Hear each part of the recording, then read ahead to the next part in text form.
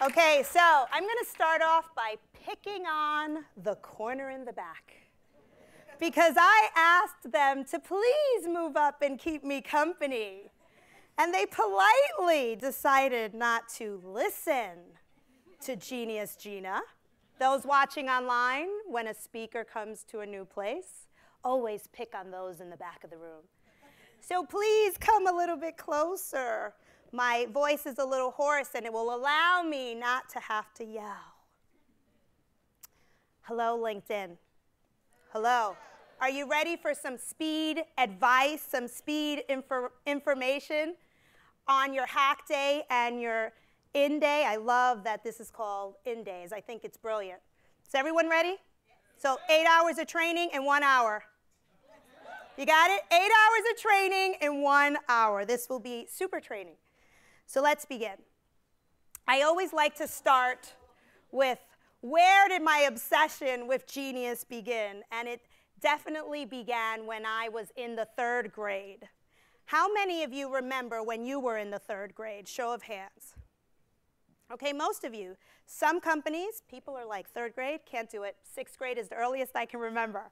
So bravo for remembering you were about 8 years old. So when I was in the 3rd grade, they started a gifted program at my school. You'll hear a New York City accent. I grew up in New York City. And when the principal came in to announce the names of the children that had been selected, my name was never called. My maiden name is Amaro, which is A, so I just knew I would be part of this class, but it never happened. And that night I went home and I complained to my mom, who was a single mother who worked at Barnard College, and I said, Mommy, you have to do something about this. There's a gifted program. They didn't call my name. I need you to fix this. I was an only child. My mother fixed everything in my life. She said, don't worry. I'm going to call in sick. I'm going to walk into that school tomorrow, and we're going to fix this. How many of you were part of a gifted program? About 35%. Bravo, LinkedIn, for hiring card-carrying geniuses. Those of us that were rejected politely, I'm here to tell you, you've made it to the gifted class. Woo! And I'm going to share how you can cultivate this genius. So my mother went into the school the next day and asked the nun, what's going on with the gifted class? Why wasn't Gina selected? And they said that academically I was average. And that night my mother sat me down and explained that average doesn't cut it. And I've obsessed since the 3rd grade on democratizing this beautiful, gorgeous word that starts with a G. And getting folks to realize that we all possess genius, and we don't have to wait for a boss, a principal, a teacher, a partner, a husband, or spouse to tell us that we have a little bit of genius in us. So that has been my mission. So 32 years later, I've set out to redefine genius. But before I share my definition, let's look at a little bit of history. So the root word for genius is genie, which meant to be born with great spirit. And I love that definition, and I think we were onto something. How many of you believe you were born with great spirit? How many of you are parents and see the little genies in your children? Thank you. Then Joseph Addison came along, fabulous curly hair. I have a soft spot for Joseph Addison. Apparently, genius does curly. And he wrote the first paper in 1711 on genius. And he argued that some people are born with an extraordinary ability, and others learn how to cultivate their genius. And he used Shakespeare as an example of someone who was born with genius, and he used Aristotle as an example of someone who learned to become a genius. And then fast forward in 1869, Sir Francis Galton, who was Darwin's second cousin, ruined it for the definition. And he basically argued that genius was a genetic advantage. And his mission was to improve the breed of mankind. And we know where that took us. The current definition of genius has been based on Sir Francis Galton's definition since 1869. It's time that we redefine it and reclaim it. Because my definition, which I've done, has nothing to do with your genetic advantage, your SAT score, your last performance review, or your GPA. How many interns wear the green badges in this room? see, the interns sit in the front. Bravo, fat brains, bravo. So when I finished my manuscript 4 years ago, I sent it to Seth Godin, who I adore, and look forward for that daily blog post. I still don't know how he does it, but when I sent him my manuscript, I waited for a response. I didn't know him personally, and he emailed me back, and he said, Gina, bravo. You've defined genius as a choice, not a gift. It took me 4 years to work on a tagline for my manuscript, and Seth Godin pulled it off in, I don't know, seconds. So that is the premise of Practical Genius. You all received a copy of the book. Those watching online, you can pick up a copy of Practical Genius, but the bumper sticker definition of what I've set out to do is really what Seth has captured in this line, which is genius is a choice. It's up to you to choose it.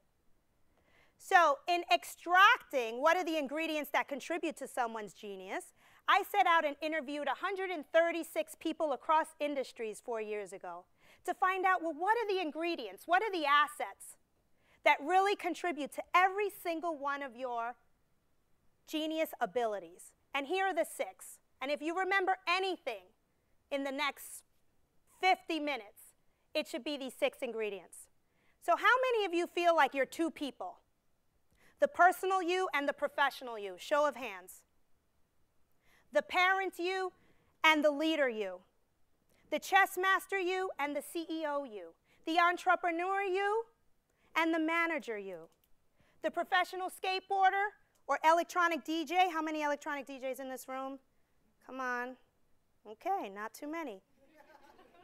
I was at Microsoft recently, and I was shocked at how many DJs were in the room. And their colleagues didn't know that they were DJing at night. Brilliant. Focus, Gina. I'm sorry. Digression. Personal assets. This is who you are on the weekends. This is who you are at 3 a.m. This is the personal you, the heart you. Values, creative abilities, and passions. This is the side of you that's been compromised probably since the 3rd grade. I want you to focus on this side of who you are. It's the emotional intelligence side. The next set of 3 ingredients are the hard professional assets that contribute to your genius. This is the professional you, the IQ side, strengths, skills, and expertise.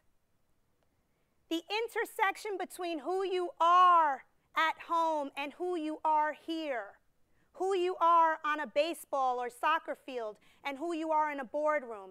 That area of convergence is where your genius resides. Sometimes I playfully refer to this as your other G-spot. It's exciting, isn't it? This genius zone that we all possess, and sometimes we just don't know how to get there, is within each and every one of you, ladies and gentlemen. So that's the exciting point. What's one of the, why does this matter for business? Why does this matter for success? It matters because we all have to be innovative, and this area of convergence is the best way to marry your EQ along your IQ to produce greater innovation within your team, for this organization, and even at home. How many of you are tasked to be innovative this year? About 20%. The end of this class, every single hand will be up. It'll just be a byproduct. So, speed coaching you through. We're going to talk about identify your genius, which we did a little bit of in looking at the 6 ingredients. Then how do you express your genius, which is what I'm doing now. How do you surround yourself? LinkedIn, you are experts, you are masters at creating connections and tribe and surrounding yourselves and all of the wonderful people within this community. How do you feed and fuel your genius? And then we're going to close with how do you market. So again, the first step, I want you to focus, because we have limited time, on the soft assets, which again are your values. What are your values? If I asked you, what are the 3 belief systems that get you up in the morning? Do you even know what they are? Do you know what the values of LinkedIn are? And are your values aligned and celebrated with the organization's? Creative abilities, and again, passions. But to get you to think about your passions specifically, this is my son, Lucas. So family and parenting and nurturing my young genius is a big value of mine. I want you to think about passions right now. So I'm going to ask everyone to stand up, You're going to walk up to someone that you don't work with regularly. This is a 5-minute exercise, and I want you to out a passion. So writing for me is a passion. Scuba diving is a passion. What are your passions? And are you honoring the passions? And how does that passion impact your effectiveness at this organization? So you got it? What are your passions? How does it impact your job? How does it impact your life? You got 5 minutes, LinkedIn. Let's do this. Music, please.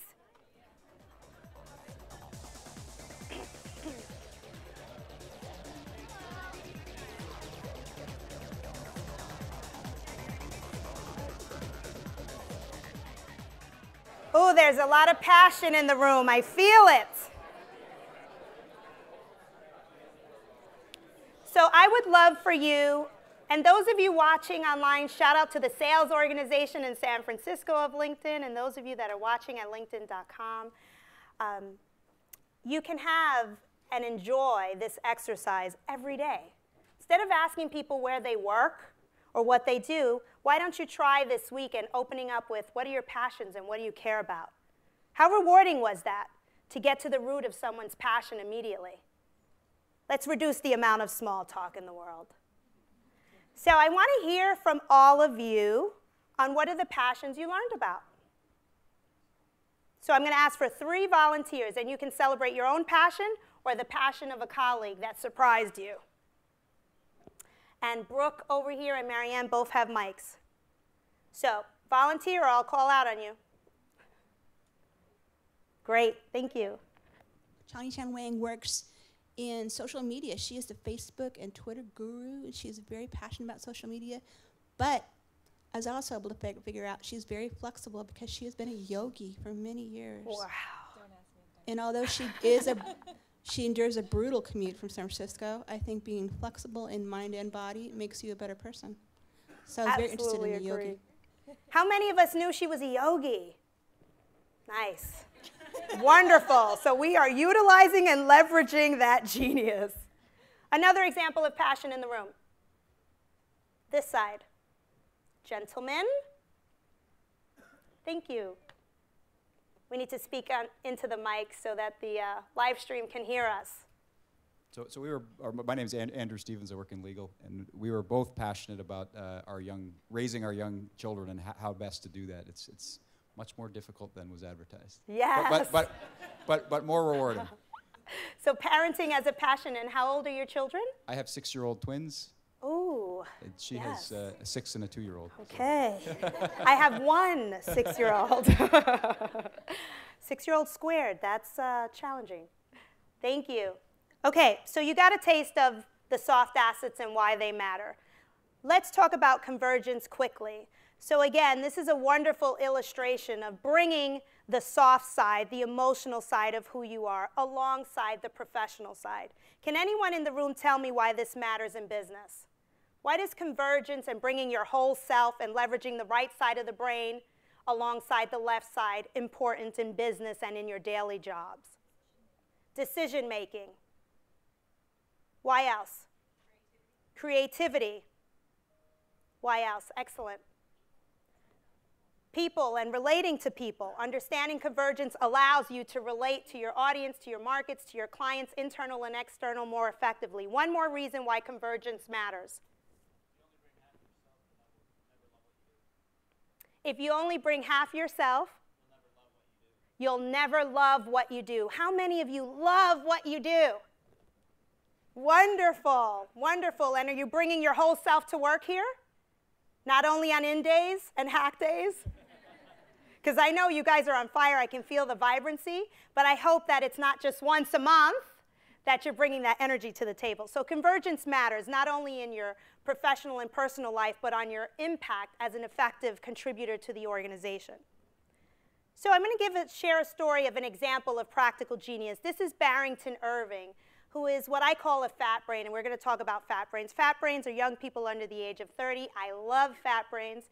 And he's truly an example of practical genius. He is a young pilot, and 4 years ago, he flew around the world in a single-engine plane. And what's interesting about Barrington's story is he has a Guinness Book record. He's not only the youngest person, to fly around the world. He's the only person to fly around the world at this age in a single-engine airplane. And when he finished this amazing journey, which took 97 days, he reached about, I want to say, 87,000 students. He had 145 stops. He did this at a very young age. And instead of going on to be a huge, successful pilot and to pilot to the stars, which he was caught after, he was definitely being sought after, he decided to launch an aviation education program to teach STEM to children in Miami. And Barrington Irving has an amazing hard asset skill, which is aviation and piloting, but he also has the soft asset ability in that he has a passion to serve young people and he has a passion to push STEM. So he found his place of convergence in launching this nonprofit organization in Miami.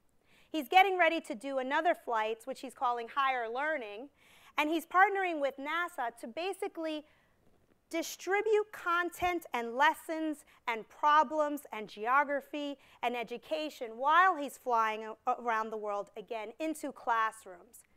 Example of convergence, example of not compromising an area of expertise for passion or not compromising a value for a skill. I celebrate Barrington because for me he's a true example of practical genius. So now that we've finished identifying your genius, let's look at the second recommendation I have for you, which is how are you expressing it? How do you express your genius regularly?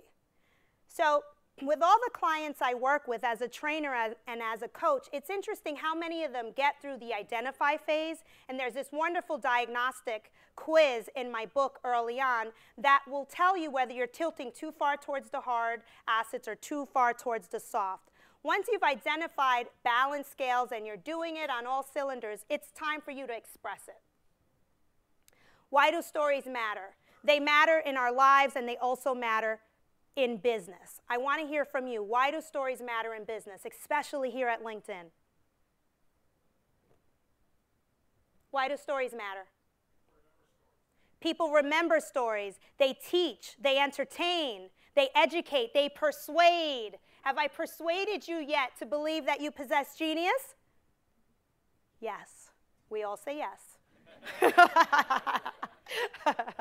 Why else do stories matter? They motivate. They close deals. They acquire funding. They reach markets. They take us overseas. Shout out to LinkedIn overseas offices that are watching. London, Australia, India, I think Dublin, you guys have a presence? One more reason why stories matter when it comes to business and your effectiveness at getting folks to work well with you. What about storytelling on teams? Are you guys sharing your narrative on your teams regularly? Show of hands. Okay, that's pretty weak. So homework. For homework, I want you to have two conversations. The first one with your manager. And you're going to ask the manager, please share a story that represents who you are that you haven't shared with me. This is homework I received from Gina during In Days. And it should be no more than a 10-minute conversation. And then I want you to go to a direct report or someone that's mentoring you, interns in the room, and ask them to share a story. But to get you to practice, I want you to tell a story today that matters. So we all know that you have 2 minutes to get someone to care about you.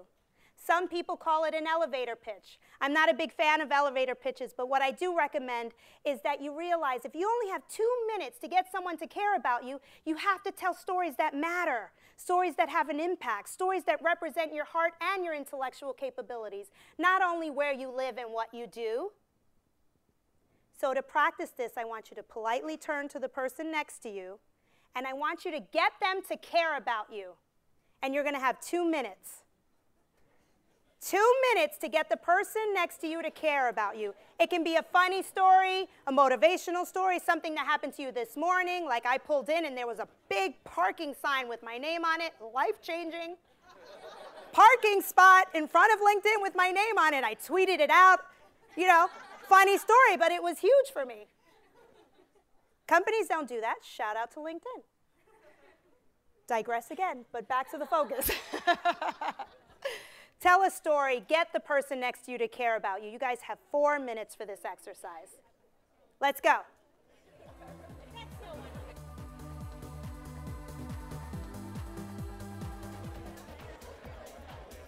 Okay, let's come back together. So again, I have Brooke and Marianne with microphones, and I just want to hear 2 stories, please. Story you heard that got you to actually care about the person a tad bit more. I was talking with Verena over here. Verena and her husband rescue animals. And she was telling me a story about how recently in the middle of the night they were driving down the road and there were 2 little Pekingese dogs walking in the middle of the road, very lonely. And they rescued these dogs, and since then nobody has claimed them. So now they're their pets for now. But she has rescued upwards of 50 or 60 animals. That's amazing. So I just thought that was very touching and very generous. Let's give it up for her. That's an amazing story. And I have a gift for you for sharing your amazing story. This is a book by Kevin Carroll called Rules of the Red Rubber Ball. And he's one of the Yodas in my life, and it's a signed copy. And if you haven't read this or need to be inspired on the power of play, pick up a copy. You're welcome. One more story.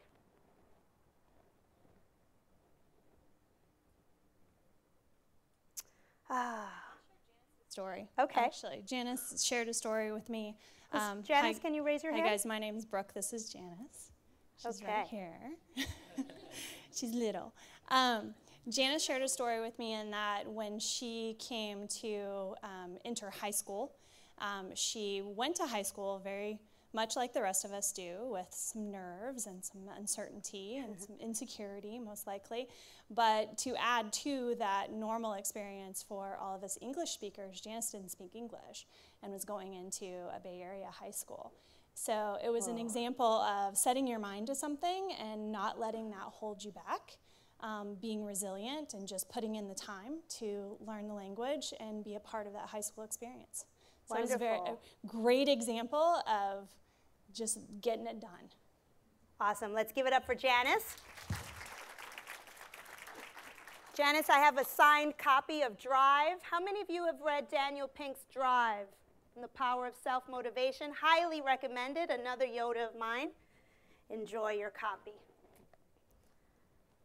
Okay, so stories matter. Speeding through. Third recommendation to unleash and spread your practical genius is to surround yourself. And again, you guys are masters. This is your core business.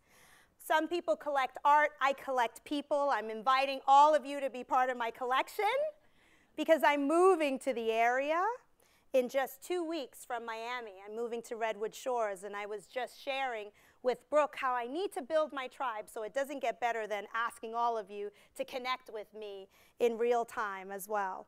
Surrounding yourself with genius is important. Again, I mentioned 2 authors who really did inspire me, which is Kevin Carroll and Daniel Pink. And when you're a new author and set out to write a manuscript, it's important to reach out and surround yourself with other authors. And they were effective, wonderful Yodas in my life. In thinking about your own relationships, I want to stress 3 specific types of relationships that we should all have. And I'm going to ask you to assess your network for homework. This is homework assignment number 2, to really think about how many Yodas do I have in my life. A Yoda is a mentor, an advisor, someone that gives you candid feedback and tells you the things that no one else will dare to tell you. How many of you have had a significant mentorship relationship in your lives? So the majority of you. How many of you have sustained that relationship as an effective protege with your mentor? So maybe half. Mentors and Yodas matter more than any other group because they really are the teachers for life that have your back and become your most effective resource. Ambassadors, Brooke is an amazing example of an ambassador. Ambassadors are connectors. Those, Reid Hoffman, incredible ambassador, those that connect you to resources, those that connect you to cutting-edge information or resources. Within this organization, you have a lot of ambassadors, but in your own life and on your teams, how many ambassadors do you have? How many of you consider yourself an ambassador yourself? And you make about 10 connections a day. How many of you make 10 connections a day? 10 a week? 20 a month. Okay, so I'm also going to ask you to increase the amount of connections you make if you are inspired to have more ambassadors in your life. And I want to talk a little bit about extroverts and introverts. A dear friend of mine, Susan Cain, I should have brought a copy of her book, but if you haven't picked up a copy of Quiet, it's on the power of introverts. It's a wonderful, wonderful book. She's an amazing writer. And she talks about the power of folks that are able to listen more effectively than others of us. So I want you, if you're an introvert, and I'm not going to ask you to raise your hands because you will ignore me, as most introverts do. My husband is an introvert. I consider introverts and extroverts like dogs and cats, right? So I'm obviously a dog. Play with me, play with me, play with me. My husband is a cat. I will play with you when I so desire to play with you.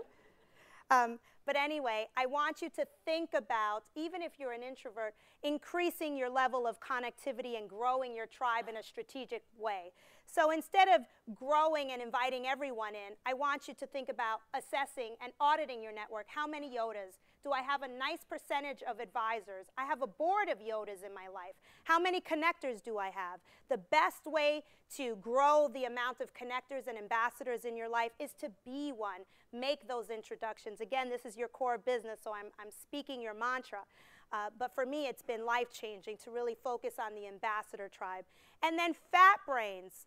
Those of you under the age of 30, please stand up. Wow. So this is about 65% of the audience is under the age of 30, which means LinkedIn has successfully saturated this campus with fat brains. So bravo. So why do fat brains matter? I feel that millennials and Gen Yers have really gotten a bad rap, and I believe that the best way to cultivate your tribe and to fuel your genius is to specifically surround yourself with fat brains. Why? Why do fat brains matter? I want to hear from the fat brains in the room. Energy, yes. So they have rocket fuel amounts of energy. Why else do fat brains matter? Challenging. They're always on the cusp of everything. They offer you a challenge. They push your capabilities further. It's so true that a fat brain will push you further than anyone else because they're comfortable challenging others. Other reasons why fat brains matter. One more. Full heads of hair. Full heads of hair. Yeah, and then there's that's an added value, right? So in my experience, and I'm mentored by a wonderful group of fat brains, they are innately entrepreneurial. So the Startup You, read Hoffman's amazing book. He writes about the entrepreneurial mindset. And those of us over 30, I find that fat brains naturally are entrepreneurial. They take risk. They're relentless. They speak up. They're fearless. They live in a multi-dimensional world. They are our greatest teachers. Interns, bravo that you're here. Those of you over 30, have one of those interns reverse mentor you, which means instead of you mentoring them, what is your name? Henry. Have Henry mentor you. I believe that every single Fortune 500 company in this country should have a young person on their board. I think every CEO should be paired with a fat brain, and not so that CEO can mentor that fat brain, but so that fat brain can mentor that CEO. Radical shift. Pay attention to the fat brains. They matter. They see the world differently. This photo was taken by a dear fat brain of mine in D.C. who's a photographer, and she teaches photography to homeless teens in the D.C. area. And she took this photo, and I couldn't agree more. They see the world differently. So step 4, we're speeding through again. Fuel your genius. Now that you have identified the soft and hard assets that contribute to your greatness, now that you're expressing it, hopefully responsibly, you are surrounding yourself with interesting people, and you're also removing those that are degeniusing you. We didn't talk about that, but sometimes you have to make room for others in your tribe. Now we're ready to fuel your genius. And this is where we talk about the mind-body connection. And I couldn't stress this point enough. So in doing my research on what really degeniuses us, and that was a saying that Bucky Fuller used to say. He used to say, don't let life degenius you. And in conducting my interviews, I asked folks, so what really is taking away from the genius within individuals? Routine came up many times. A lot of leaders and neuroscientists really convinced me by the end of these interviews that routine is not necessarily a good thing. That's why it's absolutely brilliant that LinkedIn has these hack days and these in days, because it breaks up the routine. But what are you doing in your own life to break up your routine? One neuroscientist encouraged me to sleep at the other end of the bed. Radical, think about it. Such a small change. I went home, I told my husband, guess what? We have to sleep at the other end of the bed because it's a small shift, but it really is good for the mind. Homework this weekend, change sides. Try it out. Go back to your cubicles and your offices and gauge the environment and change it up. Routine, your exercise routine, you know this, you have to change it up. Diversify how you curate your day is my #1 recommendation in fueling your genius. Watch out for routine. Routine is evil. Information stress. I interviewed Chris Anderson, the curator of TED, and I said, what is your greatest concern about spreading and cultivating the genius in others? And he said, I'm worried that we're starting to get really stressed out by too much information. Shut down. How many of you shut down? Under 1%. How many of you sleep with your mobile devices? Spankings. There will be spankings after this training. So what I do is I politely put my mobile device to bed in another room. I shut it down, and I don't have it anywhere near me to honor the power of really unplugging. Information stress is real. How many of you believe that you actually can become physically ill by just not ever shutting down? Are you sold on this yet? So we are. Wonderful. 100% of the hands went up. Those watching online, they get it, but they may not be ready yet to shut down. Baby steps. Put the phone to bed, put the iPad to bed, put the mobile devices to bed, put the computer on sleep mode, shut it down at least an hour earlier. So give it a bedtime. Life without passion, play, creativity definitely degeniuses you. Checking half of yourself at the door. It's not good for the organization, who is compensating you well, to leave half of yourself at the door, but it's also not good for your health in fueling your genius. Those of us that come from a bicultural experience, don't leave that cultural side at the door for the sake of assimilation, compromise. Don't. Bring it with you. Carry it well. It's part of what contributes to your unique differentiation is cultural identity. And sleep. So here's the rule. I went to a superhero conference last week. It was amazing in San Diego. You can check out the archive video. It was really cool. Superhero U. And Dr. Amen spoke. And he said that sleep is the worst thing you can do. The worst thing you can do is deprive yourself of sleep. So I asked him, what is the worst thing we can do for our brains? And he said, sleep deprivation. So then, of course, I followed up and I said, look, I'm a trainer. All my clients ask me all the time, well, Gina, how much sleep should I have? Guess what he said? 6 to 8 hours. 6 to 8 hours every night for a healthy mind. How many of you get 6 hours of sleep a night? Oh, this is good. Thank God. Some companies I go to, it's 4 to 5. I have one executive in my life that sleeps 3 hours a night. It's a crisis. Not good. So, watch the sleep.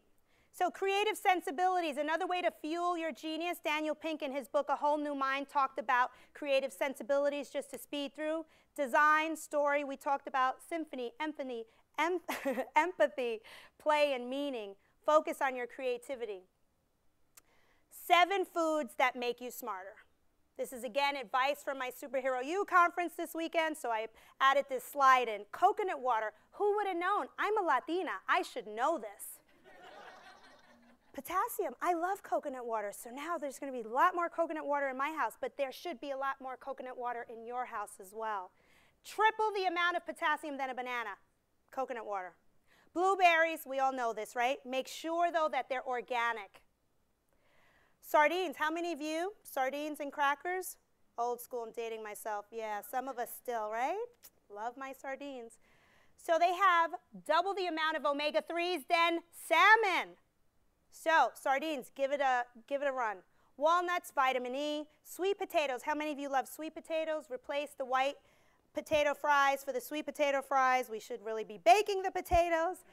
But sweet potatoes are awesome. Green tea, I live on green tea. The three things that really harm the brain, alcohol is number 1. Caffeine is number 2.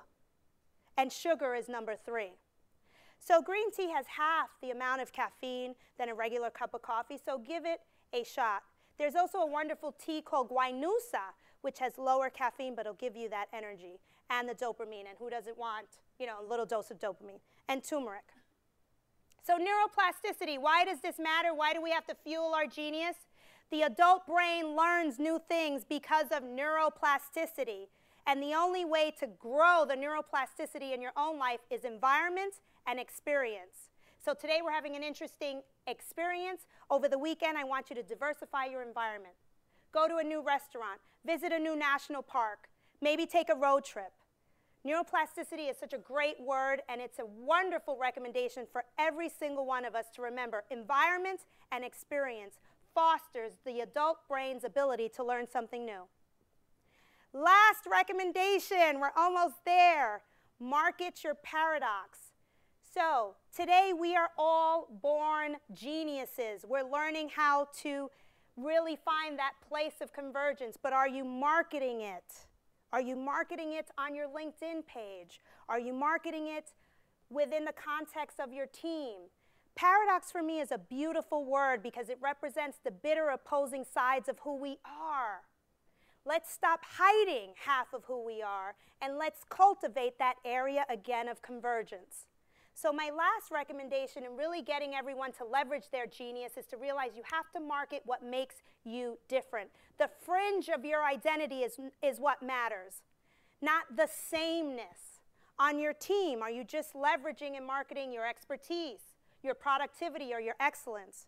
Or are you also marketing and letting your managers know about your values and your creative curiosities and your passions? For homework, I want you to practice, at minimum, evaluating your bio, your LinkedIn profile, your Twitter little 2-liner blurb about yourself. How are you marketing yourself? How are you self-defining? Is it tilted way towards the hard assets? Or all the uber creatives in the room, is it tilted way towards the creative? Find some balance in marketing your paradox. So I'm going to close with this story, because it's such an honor for me to be here at LinkedIn. 4 years ago, I went for a pretty routine eye corrective surgery, and I got a rare infection, and I lost my sight. And when I lost my sight, all I could do was listen to TED Talks to inspire me through this really difficult time in my life. And I had to have 3 corrective surgeries to get my sight back. And one of the first things I did after getting my sight back is I made this commitment that I was going to write the manuscript for the 8-year-old who was rejected from a gifted class.